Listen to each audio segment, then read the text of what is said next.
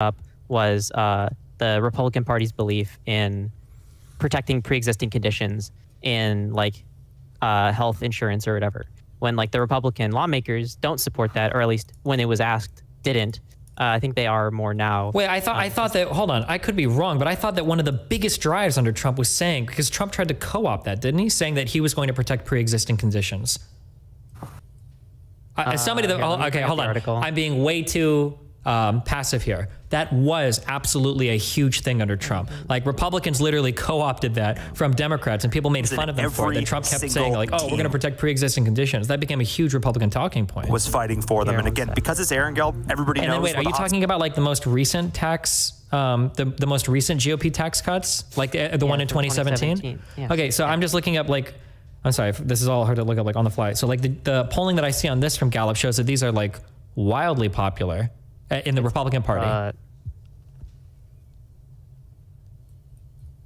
Do you approve or disapprove of the tax bill passed by Congress and then signed into law by the president December 2017? So going all the way through April of 2019, it seems like 78% of Republicans, if I'm reading this. Is this the same article we're posting? I'm not posting an article, I'm just posting the Gallup. No, not article, like Gallup page, whatever. Because it says here, at least based on the public opinion data we have to date, Americans remain more likely to disapprove than approve of the law, with 40% approval, 49% disapproval in Gallup's latest update. Other recent polls confirm that the tax reform is viewed more negatively than positively, including surveys conducted by Pew, 36 to 49, Monmouth, 34. Because Medicare for All isn't dramatically supported by even the Democratic Party. It's not wildly popular. It completely depends on how you ask the question. So it's becoming more popular. I think it's edged over 50% finally into like 51. But like back in 2016 and even like during the heat of the election, like when you delineate in the poll between do you want like universal health care while banning private insurance versus universal health care with also private insurance on top, when you add the like we're going to ban all private insurance, it drops by like 20%. Like people don't like that in America, at least. It's the same with the tax cuts, right? If you ask Republican voters whether or not they like the Trump tax cuts, they're going to think about Trump and how much they support him. They're not going to think about, what is going into those tax cuts and how they affect them. If you ask them a question like, do you support higher taxes on the rich and lower taxes on the poor? You're going to see like a vast difference between those responses compared to their support. Yeah, sure, but that just has to do with voters being stupid. You don't need any type of corporate tax influence there, right? Well, but this is why I think part of the reason why you need to reduce the influence of sort of corporate lobbying is so that you have only public interest groups who are protecting citizens' interests and rights influencing politicians.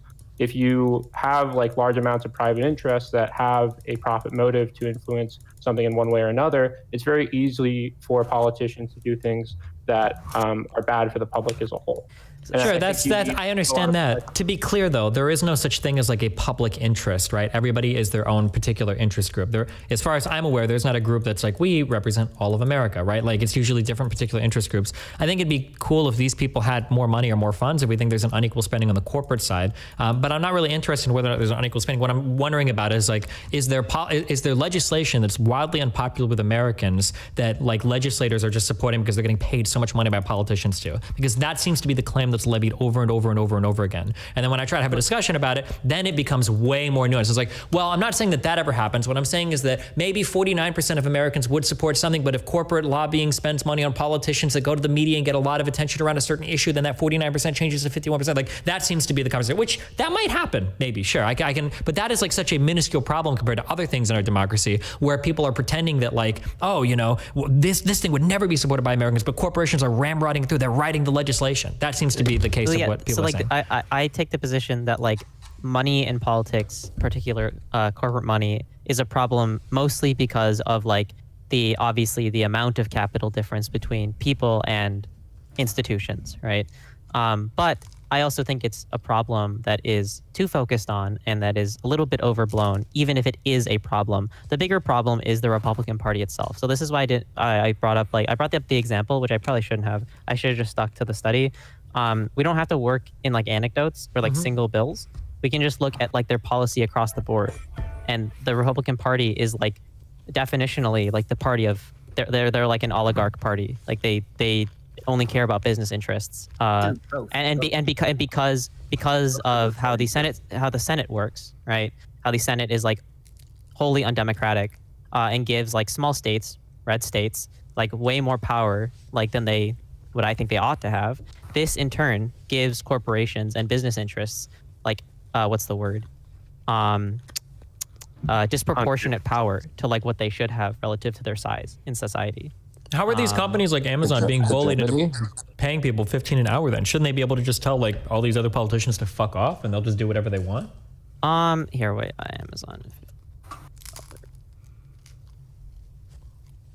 I'm pretty sure when they gave the 15, they removed like stock options and other kind of like employee incentives. Like, and then of course, if you're looking at like pay of specific workers in the warehouse compared to similar businesses in the area, it's actually lower than the average. Is that actually And then, true? of course, yeah. The stock option part is true. I don't know about the other part. Anecdotally, I feel like that's not true. A lot of people like to jerk off small businesses, but in my anecdotal experience, small businesses pay dog shit compared to large companies. But oh wait, are we railing on small business right now? Fuck yeah, let's go. Small business overrated. Why?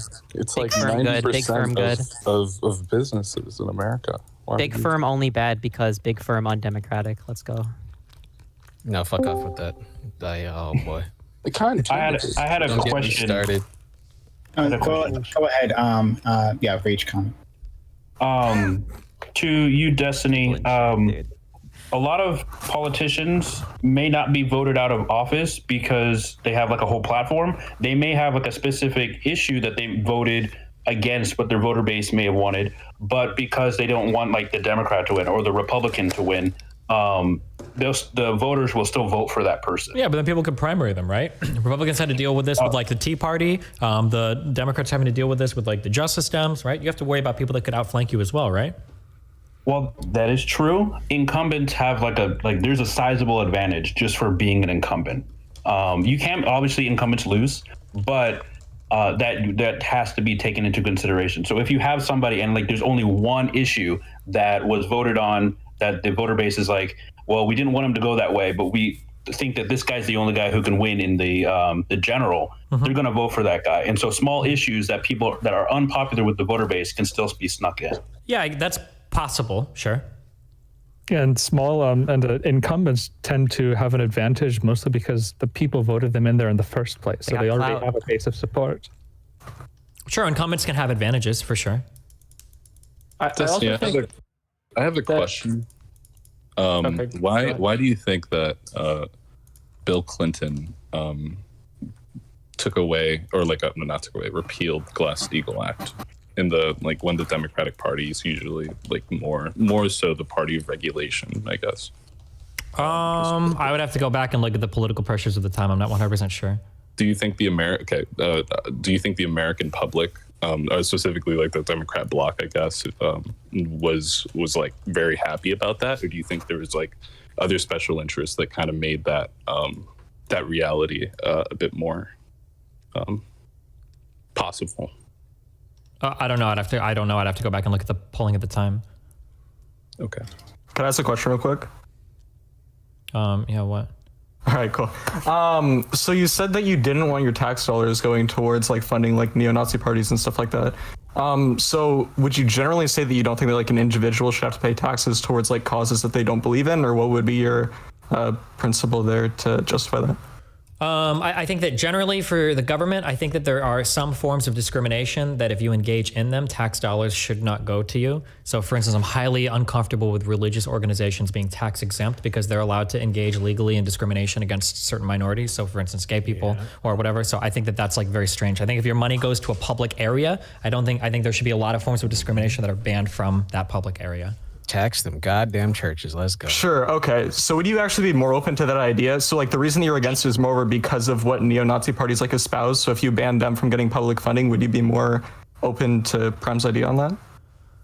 If you ban them from getting public funding. I just don't like the idea of like publicly funding other people's campaigns. I don't know. It just feels weird. I'm using neo-Nazi as an example, but even if they weren't a neo-Nazi, even if it's just like a standard conservative or liberal, I don't know if we should be funding their campaigns. A lot of other countries do have some public financing, right?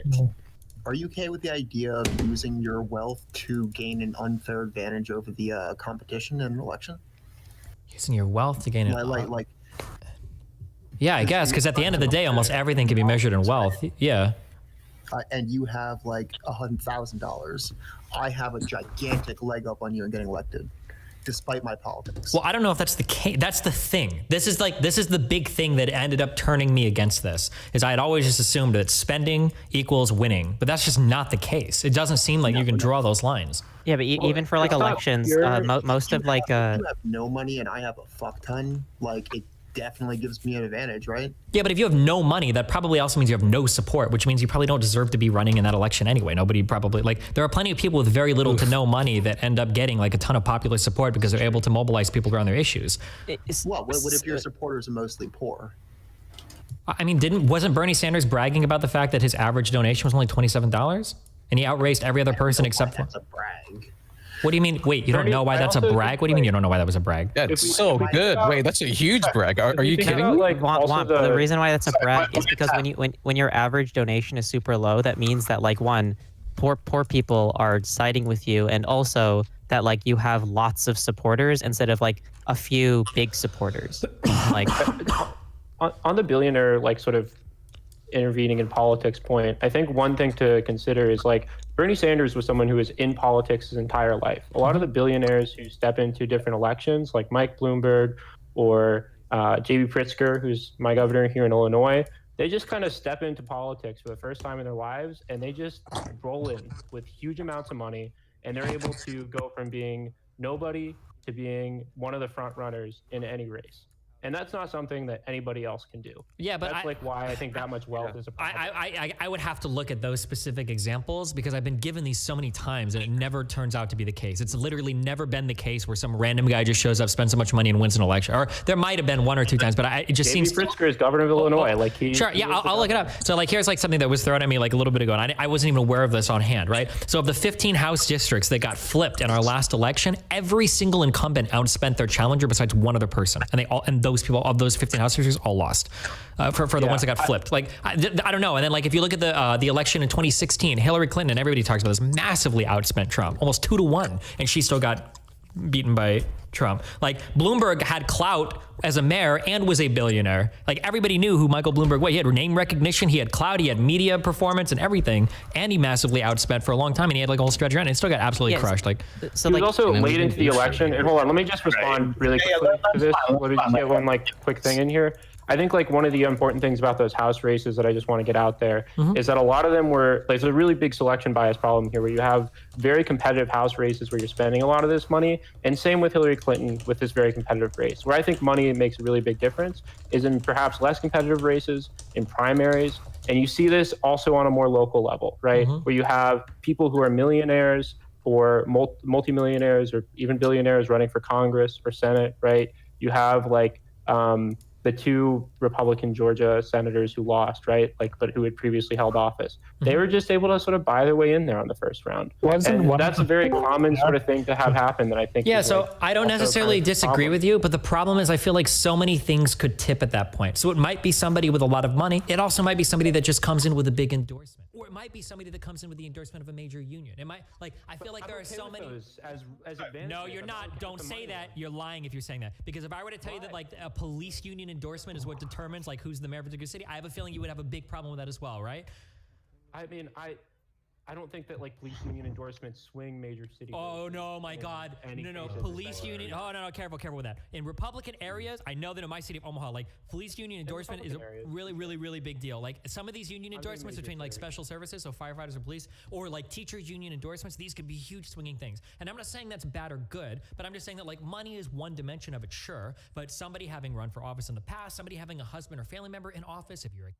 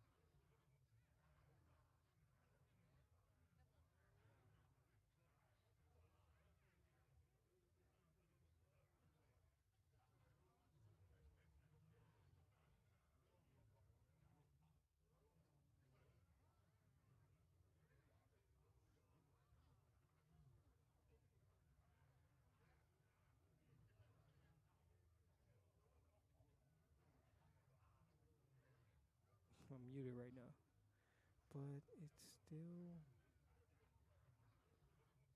I have a limit there, but it's coming through very, very quiet. But as y'all can see, if you're watching over here, it's very loud.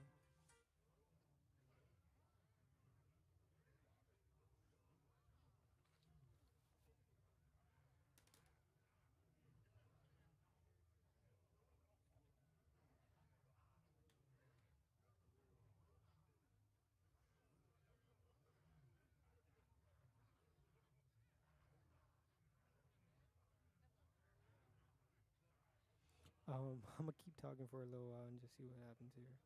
But I just did like a test run where maybe if I just turn this off for now, I don't know if it's helping me in any way, shape, or form. Um, what else can I do?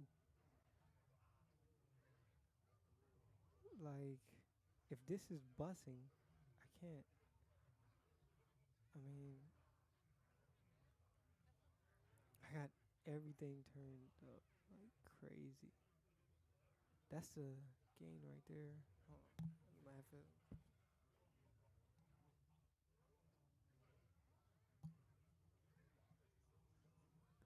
Yeah. So maybe I turn this up. No. Um,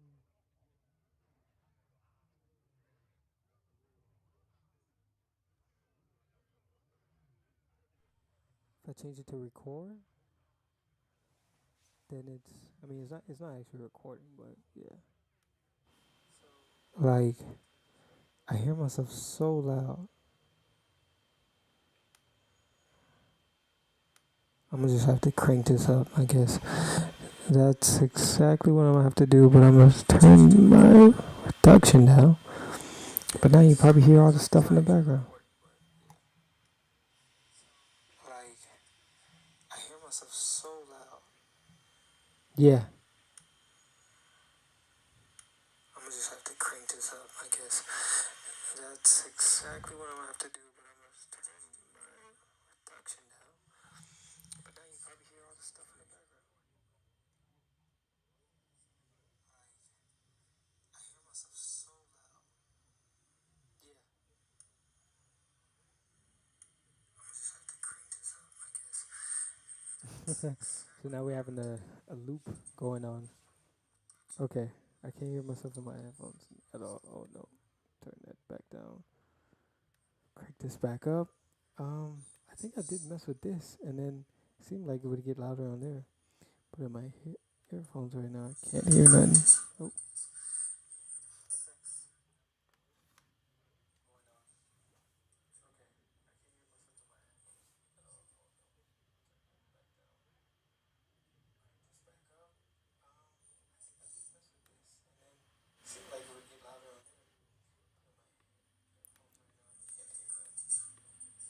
Turn that up high, maybe? No? And then it's always so hard to turn it back down. I got it high, right? So in my headphones, I can hear my voice clearly. It's not as loud as I probably would want it, but that's okay. Like, that's fine. I'm more so focused on the stream.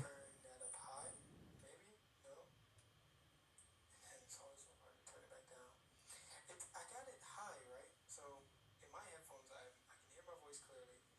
It's not as loud as I probably would want it, but that's okay. Okay, so I hear myself in my phone once again, and I'm sorry for whoever's like around, like watching this. Okay, so it's blowing here. So if I turn this back down, why is that? No, because I just added more to it. Okay, no, output's all the way up. What changed? Oh, is it the monitor?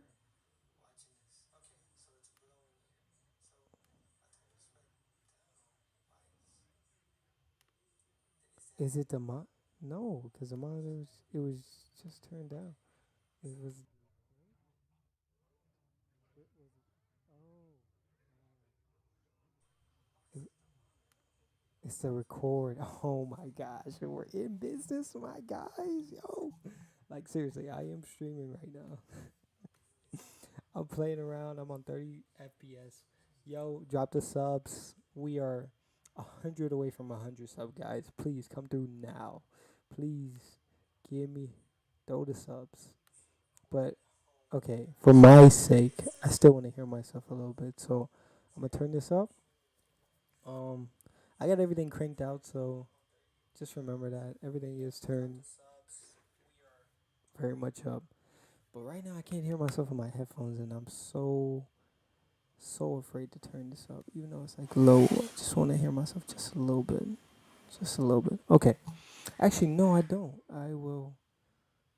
I can do it through here. I can go fans properties. Hey, okay, no, I hate this thing. Yeah, I hate this thing. Nope, not doing it. Not doing it. You guys are just gonna have to endure just a little bit of noise just for me, please. Yes. Whew. Yeah. That feels amazing. Okay. Anyways, so I've started this stream. This is my first time. Well, probably my second time. 2 days ago, I started the stream. Went about trying to set it up, get everything situated, but that didn't really go too well. So, and I guess when you're not affiliate, you're not anything. Twitch doesn't keep your videos. Sorry for the clipping. Let me turn this back on. But yeah, until you become official, I guess Twitch doesn't keep any of your videos. But I guess I'll find out now. Maybe it was just because maybe I actually never even went through. Because literally when I stopped streaming, I went to Twitch and maybe like 10 minutes later and didn't see nothing come up. So maybe it never even worked, and I just kept thinking it did. But I forgot this in the background. No, go back. Yeah, we're listening to Destiny. I'm a Destiny stan. I am a Yee poster, but ooh all the way. Ooh, I'm a ooer. When Ooer came out, man, that was the day. Okay. Close this. Somehow I'm supposed to be able to see my chat over here, but I don't see you, chat. Fans, video stories, and I'm scared to click on anything for y'all to see any extra stuff. Chat app. Ooh-wee.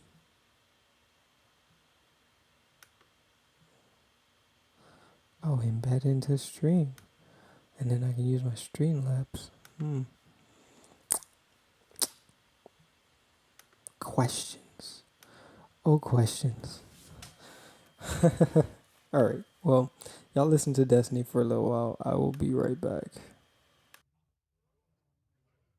Like, have your policy, your beliefs, and a picture of you, and they put it like in the city board, like that. You can't run like a campaign. You can't run like rallies, or like campaign ads or whatever. It's just like a board where people go and they see who they like the best or whatever, and then they vote for them or whatever. I don't necessarily think that's like... I don't care. Fuck, Cuba's a fucking single party state. Why the fuck would I care? I'm not saying like... I'm not talking about the outcomes. I'm talking about like the model of like trying to limit like the effects of like clout and like your image and like your rhetoric. Yeah, I know, I understand that, but like, don't we want there to be sometimes like people that have like a disproportionate influence on our political system if they can get popular enough? Is that not something? So like the common white people examples, if we go to like MLK, isn't that somebody that we want to have more influence than like an average person in the United States, or somebody like AOC, or somebody like Bernie Sanders? Like, aren't these people that we want to have? Sure, but that's why I said like I don't necessarily agree with all of it. But, like there are things you can do to limit the things to make it as fair as is reasonable, right? While like eliminating like the egregious parts of the system. You don't have to like you don't have to throw everything out because like it's impossible to make it truly impartial or whatever. I mean, it sounds like your idea of fairness is just we have to make a system that will give money to unpopular communists so they can run and lose their I'm power. not a communist, so... Oh, Red Charlotte, use your example of Cuba, okay. Well, it's because it's the only country that does that. So. Okay, great. Sorry. We're going to follow the order. So it's going to be one at a time here. All right. So Red Charlie, have you finished your point with Steven? Yeah. Yeah. Okay, great. So we'll go to Lighter Up. Yeah, I really agree with a lot of what Red Charlotte just said. I think there's like a lot of other good examples of countries that also have either public financing of campaigns or more limited election cycles. The UK has a limit over like, I think 6 weeks in which you can advertise. I think Germany has public financing. Japan also has some amount of public financing. So I think there's a lot of other countries we can think of that are like robust democracies that are not Cuba that we can look to. For the MLK AOC point, I am totally fine with people like them having influence, but they have influence not because they like made a lot of money in the private sector and then decided to use that to have outsized influence in politics, but because they're proposing political ideas that are popular. And I'm okay with people who have a lot of money going into politics and having like some great ideas that get them a lot of influence and that being very popular with the public. That's awesome.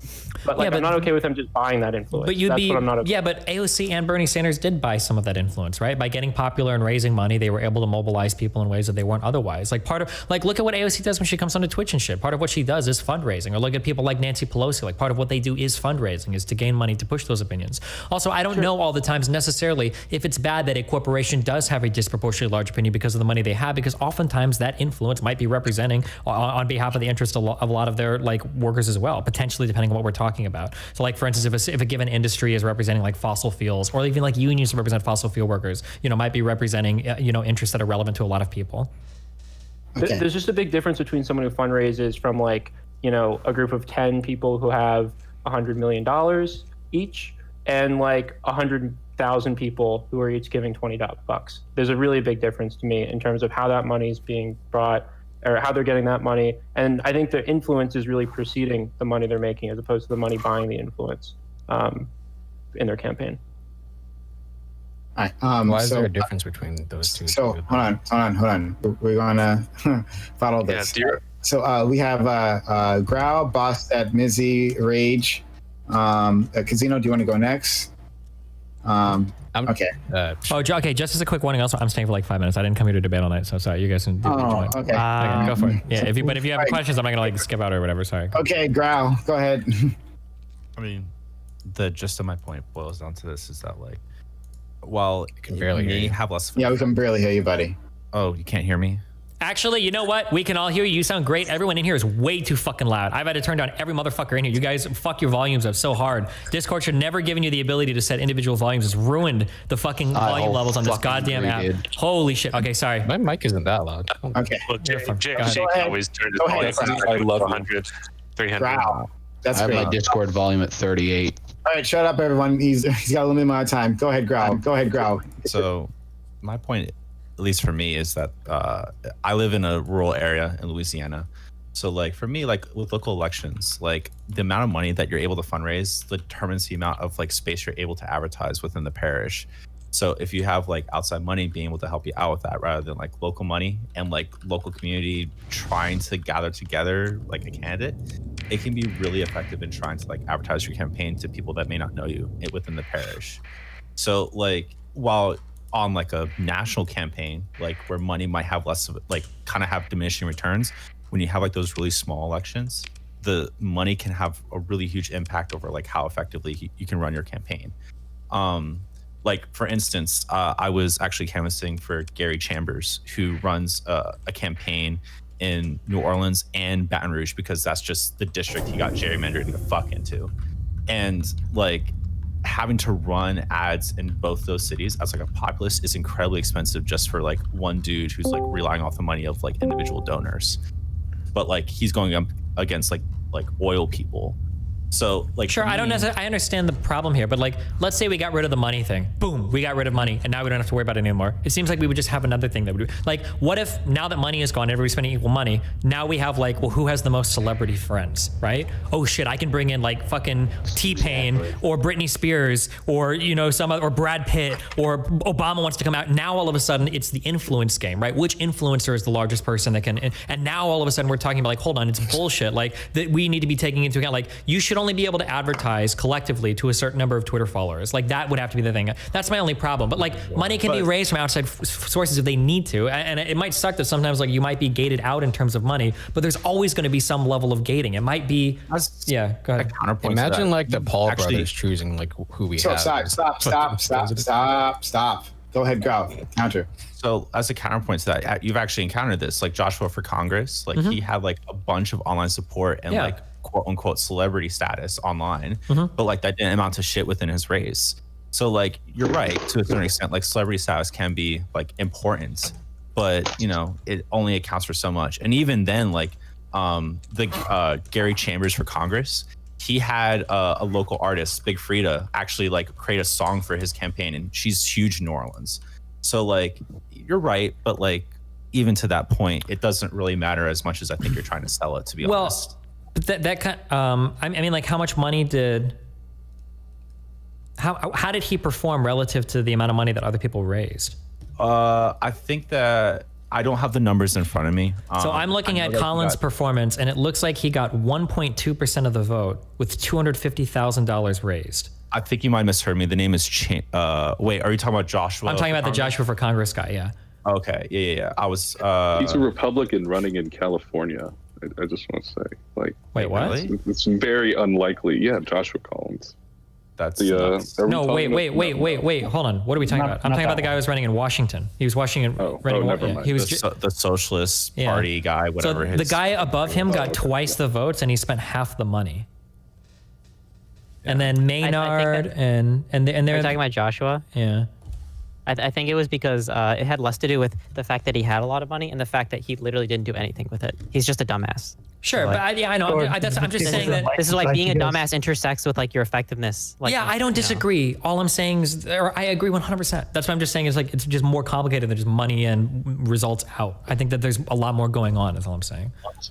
I think people are saying that there's a correlation, though. I think. Yeah. I think people that are arguing that money has an influence in politics are saying that there's a correlation. Hold on, please stop.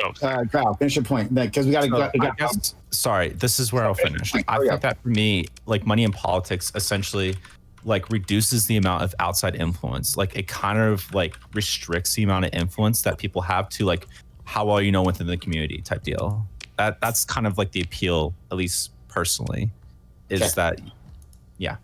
Okay, Ms. Izzy, whatever your name is. Yeah, I just wanted to say that, yeah, I'm sure we all agree that like money is a bit more like a insidious force than like celebrity status, considering how like how fun like how liquid it is and what all the things you can do with it in a campaign versus just having a celebrity. But I do think that if we don't just like have publicly funded elections, it would be a lot better if we could like have easier access to people getting like donations like matched, or like have a different kind of scaled bracket, so that people who like just start out get like a couple donations and have it be like a lot, so that they could actually start and then have the ball roll. Because right now, with like billionaires having so much like influence on our elections and in every like direction, I feel like it's hard to do anything. Thank you. All right, Bastet. I guess there's a lot of things. So somebody was talking about all of these thriving democracies that were using public finance laws or public finance for their elections. I would like to point out that out of the top 5 democracies, only one of them does have that policy. The other 4 in the top 5